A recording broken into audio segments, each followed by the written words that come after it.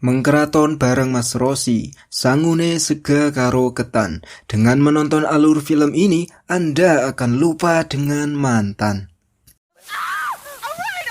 Halo semuanya, gimana kabarnya? Kali ini saya akan menceritakan sebuah film yang berjudul Georgia Rule yang dirilis pada tahun 2007. Film ini sendiri bercerita tentang rumitnya sebuah keluarga dan cewek trauma yang gedenya jadi momekdo. Lalu seperti biasa tanpa berlama-lama, langsung saja kita ke alur ceritanya.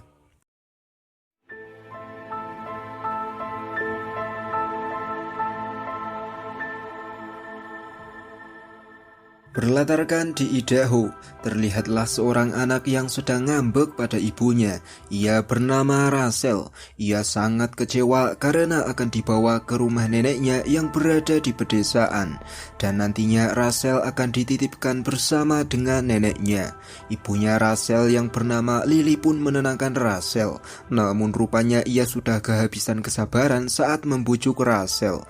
Alhasil ia pun meninggalkan Rachel di jalan. Rachel yang kepanasan, ia pun menghindari sinar matahari. Lalu tak lama kemudian datanglah seorang cowok yang mengira kalau Rachel sudah mati.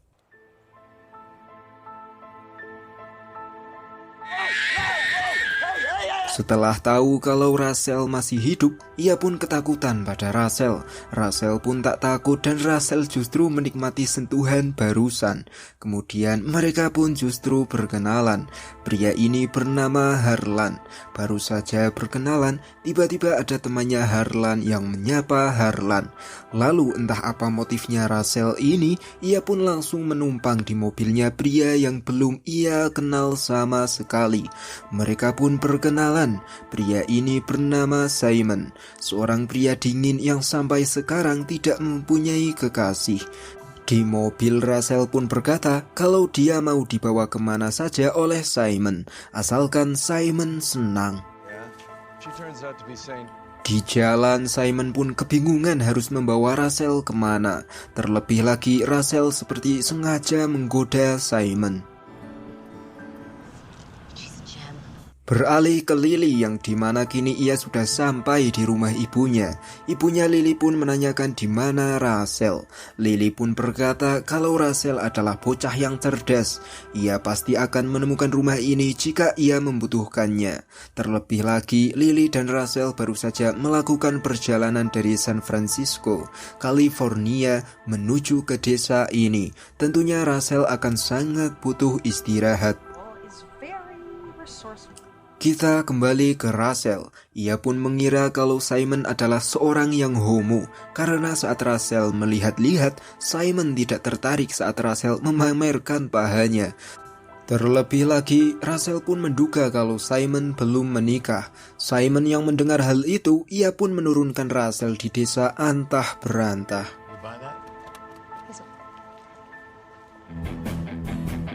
Lily sendiri kini berpamitan karena ia akan kembali ke kota. Lily pun menitipkan Rachel yang sekarang entah di mana. Ia pun meyakinkan ibunya itu kalau Rachel pasti akan sampai di rumah ini saat Rachel sudah butuh tidur. Singkat cerita, kini sudah malam hari. Sudah pukul 10, namun Rachel pun belum sampai. Sang nenek pun akan mencari Rachel. Namun baru saja keluar, ternyata Rachel sudah berada di depan rumah. Neneknya pun menyuruh Rachel masuk.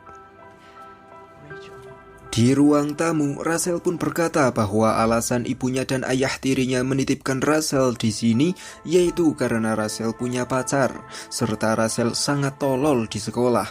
Di situ Rachel juga menyuruh neneknya untuk membentak Rachel. Neneknya pun tak mau melakukannya. Seketika Rachel pun merasa kalau neneknya sangat berbeda dengan ibunya yang selalu membentaknya. Kemudian di pagi harinya, sang nenek pun membangunkan Rachel dengan lembut. Rachel pun bangun dengan gembira dan ia pun mulai akrab dengan neneknya. Meskipun begitu, namun neneknya merasa kalau mulut Rachel terlalu barbar dan perlu dibersihkan, supaya saat bicara, Rachel mempunyai filter. Siang hari sudah tiba, Russell pun gabut dan tidak mempunyai teman. Ia pun berjalan-jalan di pasar dan mencari Harlan. Sudah cukup lama Russell berjalan, ia pun akan pulang. Namun tiba-tiba ia melihat Harlan. Di situ Russell pun nampak menggoda Harlan. Harlan pun belum terpancing dengan kata-kata manisnya Russell. Lalu karena Russell akan pergi bekerja di tempatnya Simon, ia pun meninggalkan Harlan. Sampailah Russell di ruangannya Dr. Simon.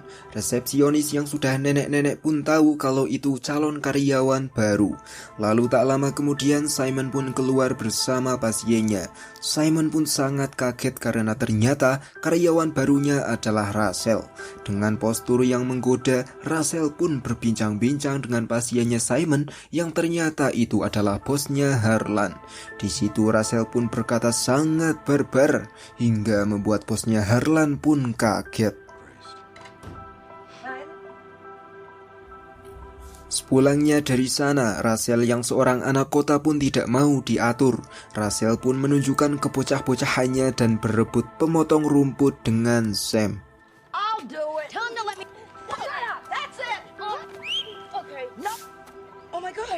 Setelah kejadian barusan, ternyata Sam ngacuang. Russell pun mengingatkan Sam agar tidak berdiri saat sedang bermain. Kemudian kini rupanya neneknya Russell pun masih menjunjung tinggi adat dan budaya di desa itu, yaitu apabila ada anak nakal maka ia harus menggigit sabun. Russell yang tidak mau menggigit sabun, ia pun segera pergi. Para tetangga yang melihat kelakuannya Russell, mereka pun hanya bisa geleng-geleng kepala. Tak lama kemudian Russell yang lapar, ia pun kembali. Karena harus mengikuti neneknya, dengan terpaksa Russell pun menggigit sabun. Lalu setelah neneknya menyuruhnya makan, ia pun baru bisa makan. Dalam meja makan itu ada wanita lain yang kenal Simon. Seketika Russell pun menanyakan soal Simon yang homo. Neneknya pun menjelaskan kalau wanita ini adalah saudaranya Simon. Russell yang mendengar hal itu, seketika ia pun langsung malu tak karuan. Kemudian wanita ini juga menjelaskan kalau Simon bukanlah seorang yang homo, tapi Simon sudah kehilangan anak dan istrinya sekitar 3 tahun lalu saat kecelakaan. Di sore harinya sepulang kerja, Russell dan Simon pun ngobrol panjang lebar. Kemudian yang pada intinya, Russell menyuruh agar Simon kuat menjalani hidup meskipun Simon sudah kehilangan anak dan istrinya. Russell menyuruh Simon kuat karena Russell sendiri dulu saat berumur 12 tahun, ia sudah disentuh oleh ayah tirinya. Simon yang mendengar itu, ia pun kaget.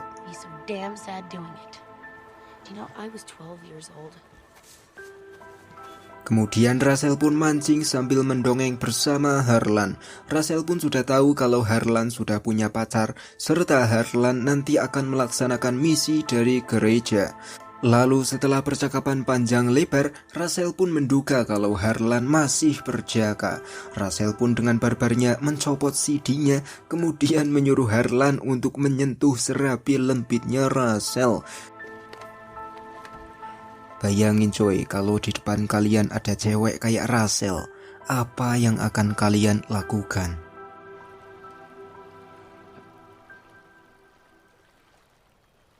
Setelah Harlan menyentuh serabi lembit itu, Russell pun meminta giliran dan akan menyafang Harlan.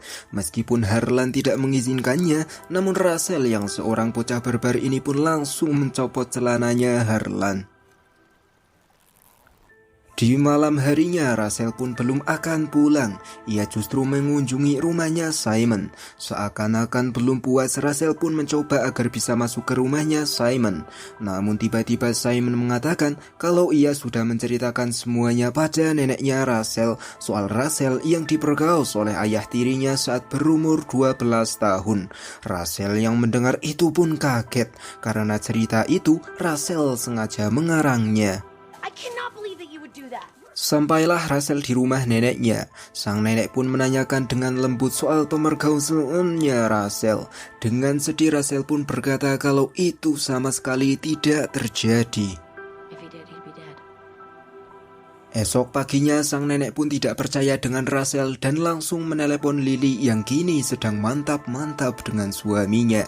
Lily pun sangat kaget saat mendengar kalau Arnold ternyata sudah berbuat hal yang tidak pantas dengan Rachel.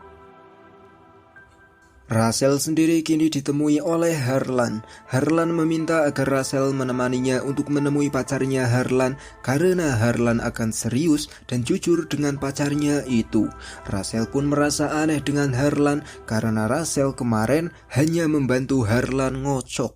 Sang nenek yang mendengar cucunya sangat lincah, ia pun kaget. It wasn't even a date. Berangkatlah mereka berdua ke tempatnya Juni berada karena Harlan akan jujur padanya. Rachel pun berkata kalau Harlan sudah dimaafkan dan yang terjadi kemarin itu hanyalah ketidaksengajaan.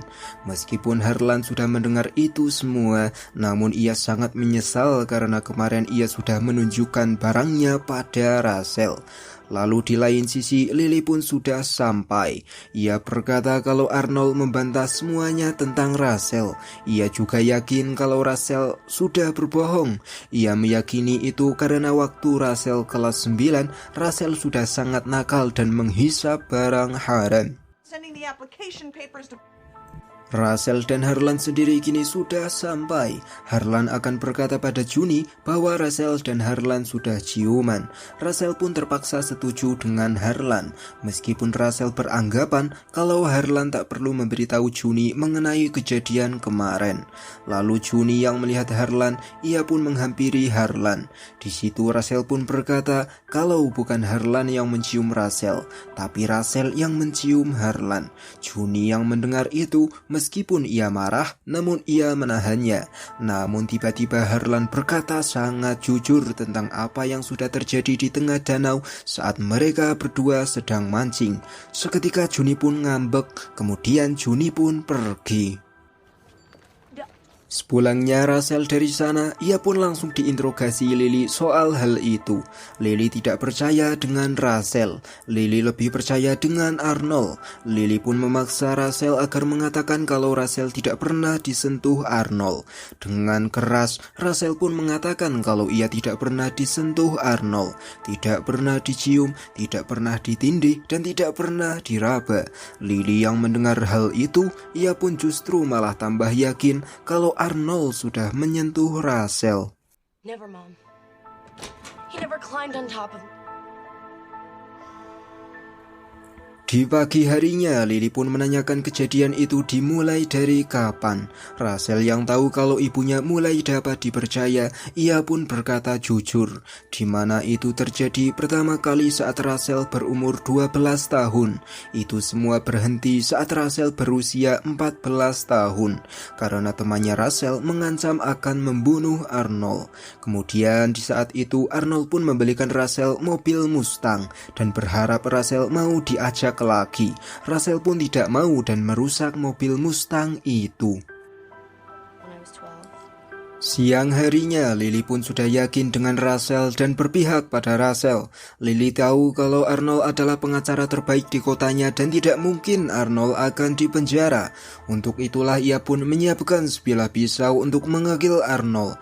Ibunya Lily pun menyarankan Lily untuk membawa pisau yang ini. Go with this one. Rachel sendiri kini curhat pada Simon bahwa saat dulu Arnold menyentuh dirinya, ia merasa sangat dicintai.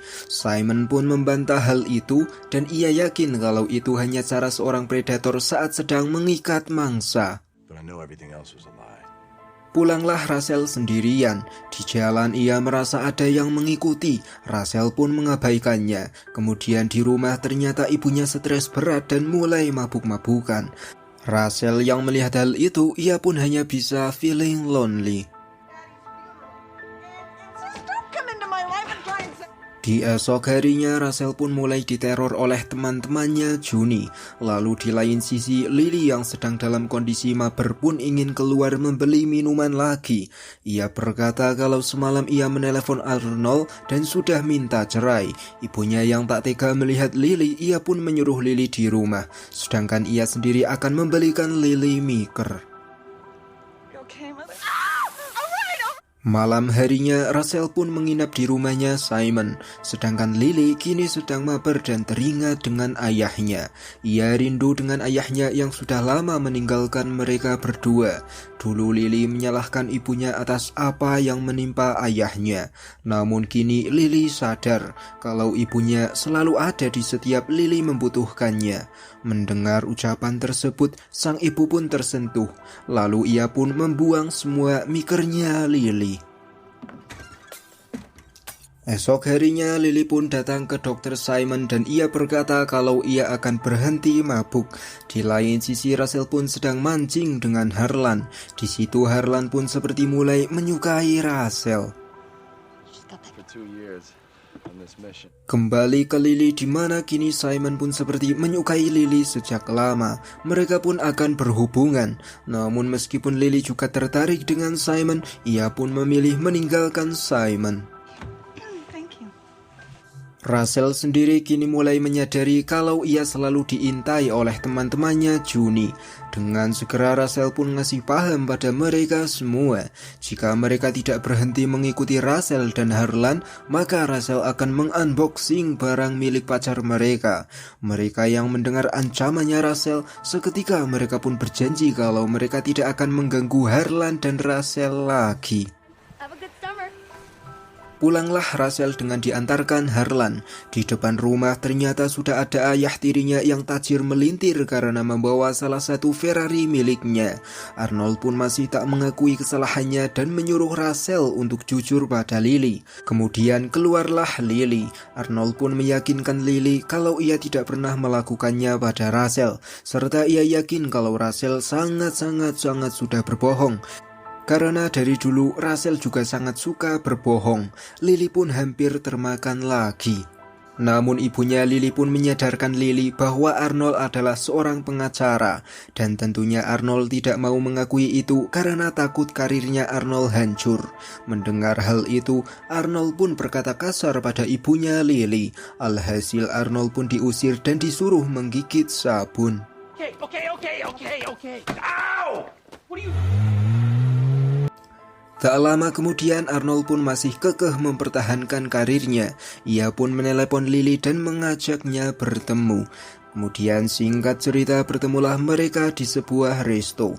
Arnold pun meyakinkan Lily kalau semuanya hanyalah kebohongan. Serta masih banyak hal yang Arnold katakan. Arnold berkata dengan sangat manis dan lembut. Alhasil Lily pun percaya dengan Arnold. We'll find our way through this. Kemudian Lily pun menemui Russell. Ia berkata kalau ia percaya dengan Russell, namun di lain sisi ia membutuhkan Arnold. Russell pun menyadarkan Lily dan berkata kalau Arnold bukanlah orang yang tepat untuk diperjuangkan. Meskipun sudah mendengar nasihat dari anaknya itu, namun Lily tetap akan pergi kembali ke kota bersama dengan Arnold. Setelah Lily pergi dari hotelnya Russell pun pergi ke rumahnya Simon. Lalu singkat cerita, Russell pun menelepon ibunya dan menanyakan di mana lokasi ibunya. Lily pun menjawab bahwa sekarang ia berada di rumah neneknya Russell. Dengan segera Russell pun berdandan dan langsung menuju ke hotelnya Arnold menginap. Sesampainya di sana, Russell pun membuat kesepakatan dengan Arnold, yaitu asalkan ibunya bahagia bersama dengan Arnold, Russell tidak akan membawa Arnold ke pengadilan. Namun dengan syarat Arnold harus memberinya uang $20 juta. Arnold yang mendengar hal itu, ia pun siap melawan Russell di pengadilan. Namun saat mendengar kalau Russell mempunyai bukti video itu saat Russell berumur 14 tahun, seketika Arnold pun akan memberikan uang $20 juta pada Russell beserta mobil Ferrari-nya. Alright, that's enough. Russell pun kembali ke rumahnya Simon. Di situ Russell pun mencoba bubuk bareng bersama Simon sambil berkata kalau Russell sangat mencintai Simon. Simon pun menolak dan berkata bahwa Russell memang cantik, cerdas dan pandai memikat pria, namun tidak dengan Simon. Simon juga menyarankan agar Russell bisa membedakan antara cinta dan nafsu. Jika selamanya Russell terjebak dalam bayang-bayang masa lalu, maka Russell tidak akan bisa merubah sifat buruknya Russell. Russell yang baru pertama kali ditolak cowok, seketika ia pun berterima kasih pada Simon. Esok paginya, Lily pun akan kembali ke kota bersama dengan Arnold. Karena Rachel belum pulang, Lily pun akan pergi tanpa berpamitan pada Rachel.